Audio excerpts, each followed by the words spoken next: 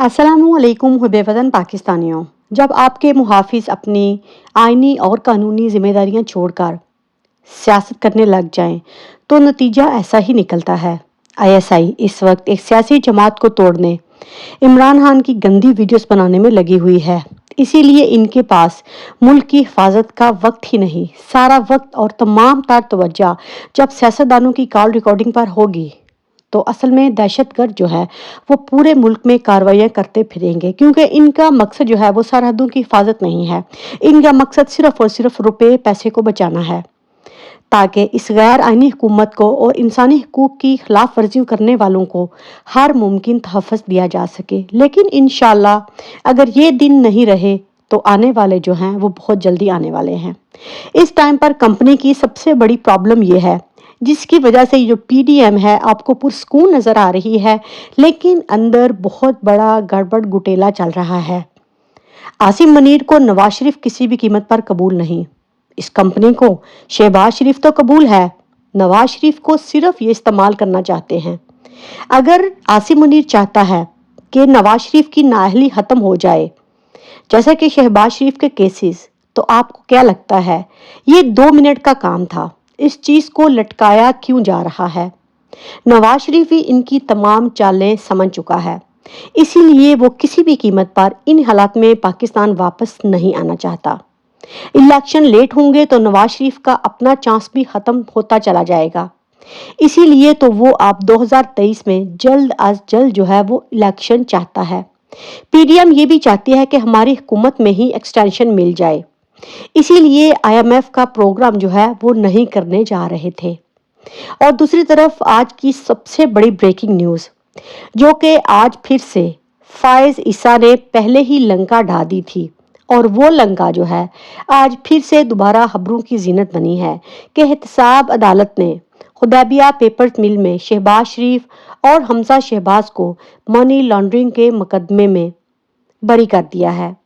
आपको याद होगा कि हाल ही में इमरान खान के लिए नैब ऑर्डिनेंस में तरमीम की गई थी, जिसके मुताबिक असासों की वजाहत जो है वो मुल्ज़म की खुद जिम्मेदारी है।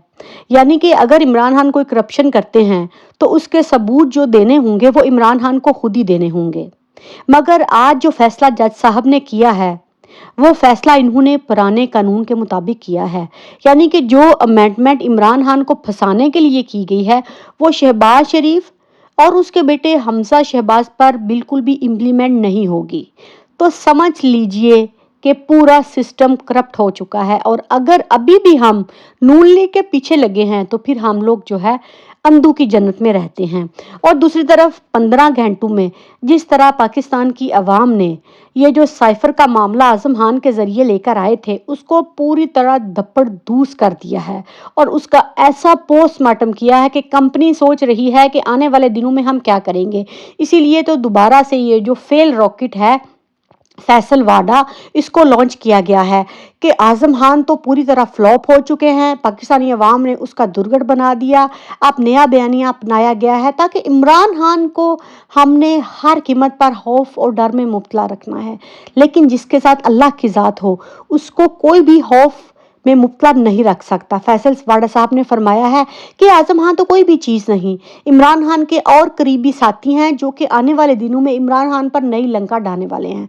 बंदा सबसे पहले इस करप्ट इंसान से पूछे कि तुम होते कौन हो इमरान खान के बारे में ये बात करने वाले, जब तुमने उसकी पार्टी छोड़ दी, जब तुमने उससे गद्दारी की। फिलहाल तुम लोगों ने गद्दारी नहीं की, इसका इशारा जो है वो परवेज इलाही की तरफ कम और शाह महमूद कुरैशी की तरफ ज़्यादा है। और दूसरी तरफ ये जो नया मंसूबा बनाया गया था कि इमरान खान को 164 के तहत जो है वो या तो सजाए मौत दी जाएगी और या फांसी की सजा दी जाएगी, क्योंकि ऑफिशियल सीक्रेट एक्ट की खिलाफ वर्जी जो है उसके लिए यही कानून लागू होता है। अगर बात की जाए कि ये जो ऑफिशियल सीक्रेट एक्ट है क्या, आपको याद होगा कि इमरान खान ने साइफर की एक कॉपी सुप्रीम कोर्ट को सेंड की थी, और चीफ जस्टिस साहब ने ये कहा था कि अगर वो मेरे सामने आ भी जाता तो मैं अपनी आंखें बंद कर लेता, क्योंकि ये एक सीक्रेट पाकिस्तान की स्टेट का मसला है। इसीलिए तो इमरान खान ने सिर्फ उसके कुछ मिनट्स जो थे वो इशू किए थे। पूरा साइफर जो है वो इन्होंने नहीं दिखाया। और दूसरी तरफ जब ये कमेटी बनेगी, जिस तरह ये लोग कह रहे हैं कि एफआईए इसकी तहकीकात करेगी, तो एफआईए के पास कौन सी ऐसी अथॉरिटी है? जब चीफ जस्टिस ऑफ पाकिस्तान इसको हाथ नहीं लगा रहे, तो जाहिर है जब एफआईए इसकी तहकीकात करेगी तो इसको आपको पब्लिश करना पड़ेगा। और फिर क्या एफआईए के ऊपर भी जो है वो नया कट्टा खुलेगा? क्या उनके भी ऊपर जो है वो 164 का मुकदमा बनाया जाएगा? आज मुझे ये समझ नहीं आ रही कि शहबाज शरीफ बेचारा जो है वो हर मंसूबे को क्यों पाया तकमील तक पहुंचने से पहले ही फेल हो जाता है, क्योंकि इसके कान में समझाने वाले ऐसे ही हैं। आओ भाई 161 और 164, इसका मतलब ये है कि एक दिन में ये दोनों मुकदमात जो हैं या बयानात नहीं होते। पहले आपको 161 को रिकॉर्ड कराने के लिए 154 की एफआईआर जो है वो करवानी पड़ती है, और उसके बाद जो है बाद में जाकर 164 जो है उसका बयान आप लोग रिकॉर्ड करते हो। और कानून इसके बारे में ये कहता है कि 161 का बयान जो है वो पुलिस के सामने होता है, और 164 का बयान जो है वो मजिस्ट्रेट के सामने होता है। आजम खान ने दोनों बयान गुज़श्ता रोज यानी कि 18 जुलाई 2023 को दोनों ही बयान दे दिए। पुलिस के सामने दिया गया बयान 161 का, जिसमें एफआईआर वापस खत्म करने की इस्तदा की गई थी, और मजिस्ट्रेट के सामने उन्होंने 164 का बयान दिया। हालांकि इन्होंने कोई भी बयान नहीं दिया, ये झूठा प्रोपोगंडा किया गया था, और इस प्रोपोगंडे के आते ही कंपनी जो है वो पूरी तरह खुद फंस चुकी है। अगर हम बात करें कि 164 का बयान जो है वो रिकॉर्ड करते वक्त मुल्ज़म की मौजूदगी ज़रूरी है, ये मैं आपको बता रही हूँ पाकिस्तान के चीफ जस्टिस फायज ईसा साहब का एक बड़ा हुक्मनामा जो उन्होंने उस वक्त इसहाक डार साहब के बारे में दिया था। उन्होंने ये भी कहा था कि मुल्ज़म को गवाह पर जिरा करने का हक दिया जाएगा। ये मैं बात कर रही हूँ हुदैबिया पेपर्स मिल्स में जस्टिस फायज ईसा ने ये वाली बात कही थी। इसहाक डार का इतराफ़ी बयान जो था वो इसी बिना पर मुस्तरद हुआ था। तो क्या आजम खान के बयान के रिकॉर्ड होते वक्त वहां पर मुल्ज़म इमरान खान या उनका वकील जो थे वो मौजूद थे?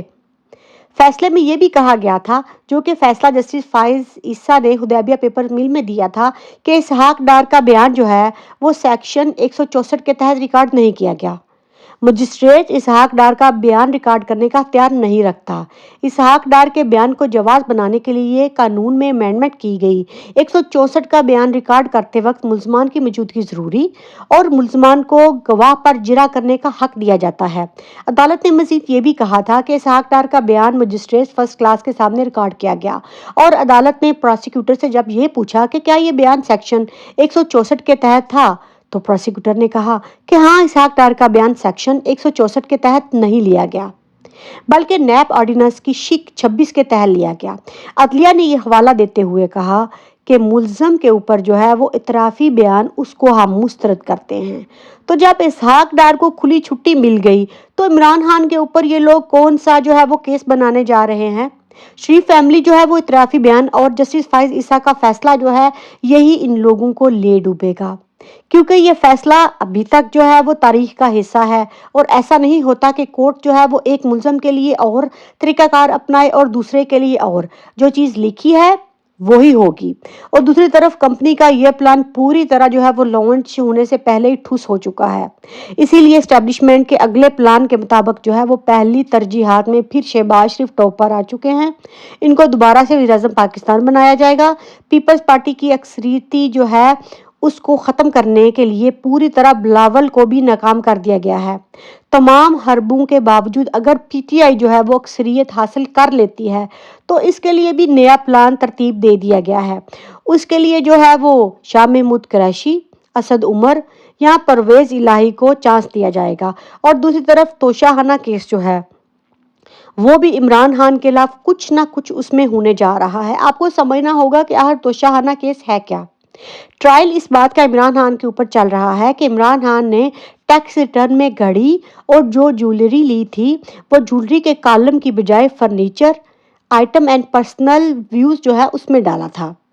ये कुल केस ये है जिसके पर इमरान खान जो है उन पर फर्दे जुर्म लगवाई जाएगी। इस चीज़ को ट्रायल कोर्ट में जिस रेफरेंस के जरिए भेजा गया वो अपील आमिर फारूक ने 9 माह से ज़्यादा ज़ेरे इल्तवा रखी हुई है। اور NA95 میاں والی جو کہ پنجاب کی ایک نشست ہے۔ اس کا مقدمہ اسلام آباد کی عدالت میں صرف اسی لیے چل رہا ہے کہ اسلام آباد ہائی کورٹ جو ہے وہ کمپرومائزڈ عدالت ہے، اور اسی بنیاد پر رجیم کے ٹاؤٹ صحافی جو ہیں وہ ہر دوسرے دن عمران خان کی نااہلی کی بات کرتے ہیں۔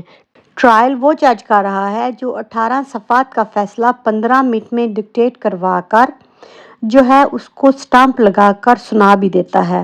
تو محب وطن پاکستانیوں، اس جج کے اوپر تو چیف جسٹس صاحب نے ابھی تک کیوں کوئی انکوائری نہیں بٹھائی؟ اس کے اوپر سب سے بڑا جو ہے وہ ایلیگیشن یہ لگا ہے کہ اس نے اپنی سوسائٹی کی NOC حاصل کرنے کے لیے عمران خان کو توشہ خانہ کیس میں پھنسانے کے لیے جو ہے وہ پورے انتظامات مکمل کر لیے گئے ہیں، لیکن یہ لوگ یہ نہیں جانتے کہ عمران خان نے توشہ خانہ سے 19 ملین روپے کی اشیاء لی اور 58 ملین روپے کی فروخت بھی کی۔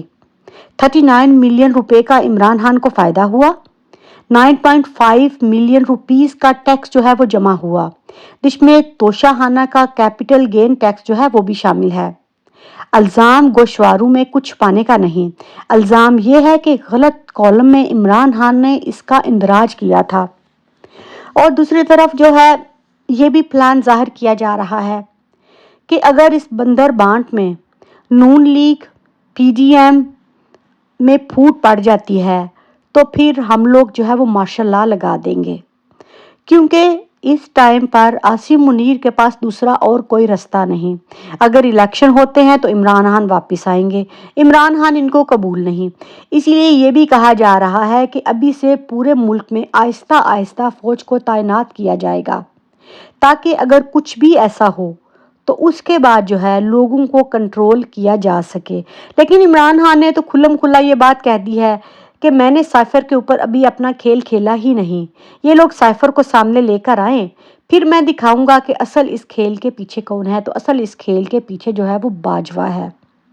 دوسری طرف آج چیف جسٹس عمر اداب بندیال نے یہ بھی کہا کہ 9 مئی کو 3 بجے سے لے کر شام 7 بجے تک ملک بھر میں حساس قومی تصنیفات پر حملے ہوتے رہے اور فوجی نوجوانوں نے فلیکسیبلٹی کا مظاہرہ کیا۔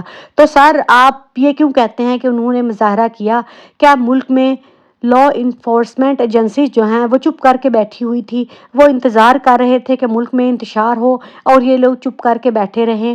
اس دن یہ چپ تھے اور اب یہ عوام کے اوپر جو ہے وہ ننگا ظلم ڈال رہے ہیں۔ تو خدا کے لیے آپ بھی وہ بات کیا کیجئے جو کہ پاکستانی عوام کی کچھ نہ کچھ تو ترجمانی کرے۔ اور دوسری طرف عمر سرفراز چیمہ، حتیجہ شاہ، اعجاز چودھری سمیت ان تمام لوگوں کے جوڈیشل ریمانڈ جو ہیں ان میں 13 اگست تک توسیع کر دی گئی ہے اور ان کو جیل میں رکھا جائے گا، کیونکہ یہ بکے نہیں جھکے نہیں، جو بکتے نہیں جھکتے نہیں، ان لوگوں کو ہم نے ہر قیمت پر جو ہے وہ عمران خان کے خلاف استعمال کرنا ہے۔ اور یہ بھی سننے میں آ رہا ہے کہ شہباز شریف نے بھی عمران خان کے خلاف 69 کا بیان ریکارڈ کروا دیا ہے۔